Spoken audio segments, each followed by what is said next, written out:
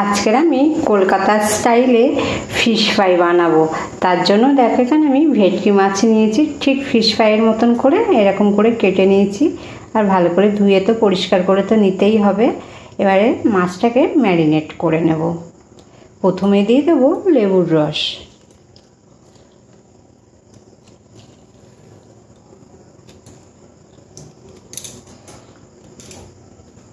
তারপরে দিয়ে দেবো নুন,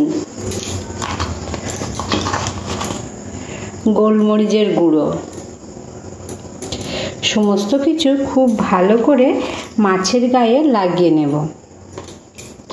আর এখানে আমি 10 পিস মাছ নিয়েছি। ভালো করে মাখিয়ে 15 মিনিটের জন্য রেখে দেব।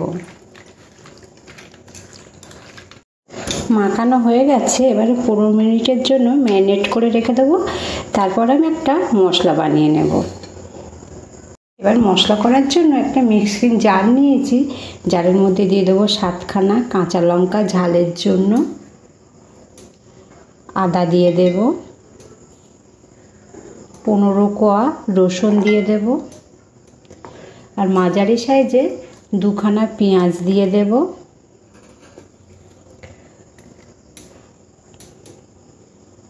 আর দিয়ে দেবো কিছুটা ধনেপাতা, ভাজা জিরের গুঁড়ো, নুন, গরম মশলার গুঁড়ো, লেবুর রস দেব,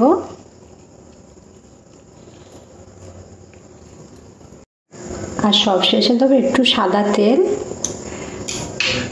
এবার ভালো করে মিহি করে পেস্ট বানিয়ে নেবো। এখানে আমি জল ছাড়াই পেস্টটা বানাবো।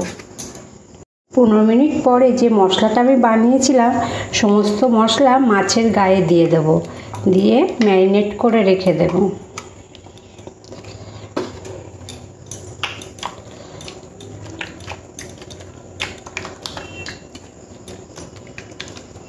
মাছের গায়ে খুব ভালো করে মশলাটা মাখিয়ে নিই। আমাদের হাতে যদি কম সময় থাকে 1 ঘন্টা রাখতে পারো, বেশি রাখলে আরও খুব ভালো হবে। আমি রাতে ম্যারিনেট করছি তো তার জন্য আমি এটা সকালেই বানাবো। ফিশ ফ্রাই বানাবার জন্য ফিশ ফ্রাইটা তো আমি ফ্রিজে রেখেছিলাম, সেটা আমি বার করে নিয়েছি। আর এখানে আমি 2খানা ডিম ফাটিয়ে নিয়েছি। ডিমের মধ্যে একটু নুন দিয়ে দেব আর একটু গোলমরিচ দিয়ে দেবো, দিয়ে খুব ভালো করে ডিমের মধ্যে মিশিয়ে নিতে হবে। ডিমটা খুব ভালো করে মেশানো হয়ে গেছে। এরপরে একটা মাছ আমি এই ডিমের মধ্যে নিয়ে নেব।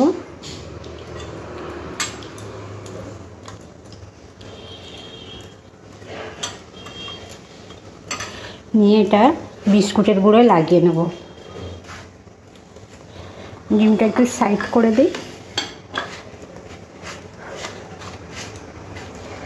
বিস্কুটের গুঁড়োটা এরকম খুব ভালো করে হাত দিয়ে চেপে চেপে লাগাতে হবে।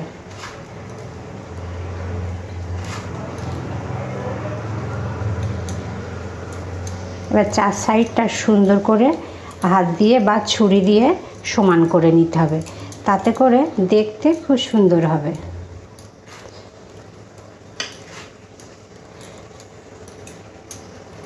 আজকের জামাই ষষ্ঠী, আজকের আমি এটা বানাচ্ছি। জামাই মেয়ে আমার আসবে, তার জন্য আমি রাতেই ম্যারিনেট করে রেখেছিলাম। আর তোমাদেরকে বলেছিলাম আমি সকালে বানাবো। এই যে আমি সকালে বানিয়ে নিচ্ছি, মেয়েরা আসলে আমি গরম গরম ভেজে দেব। দেখো একটা একদম বানানো হয়ে গেছে। এই একইভাবে আমি সবগুলোই বানিয়ে নেব। ফিশ ফ্রাইগুলো একদম রেডি করে বানিয়ে নিয়েছি। এবারে তেলের উপরে দিয়ে লাল লাল করে ভেজে তুলে নেব। ফিশ ফ্রাইগুলো এরকম লাল লাল করে ভেজে নিয়েছি। এরকম লাল করে ভাজলে দেখতেও যেমন সুন্দর হয়, খেতেও ভালো লাগবে। একবার হলেও এইভাবে আপনারা বাড়িতে বানিয়ে দেখতে পারেন। বানানো খুবই সহজ, আর সন্ধেবেলা স্ন্যাক্স হিসেবে খেতে দারুণ লাগবে। তাহলে বন্ধুরা আজকের মতন এখানেই শেষ করছি। আবার দেখা হবে আপনাদের সাথে নতুন রেসিপিতে। ভালো থাকবে, সুস্থ থাকবে।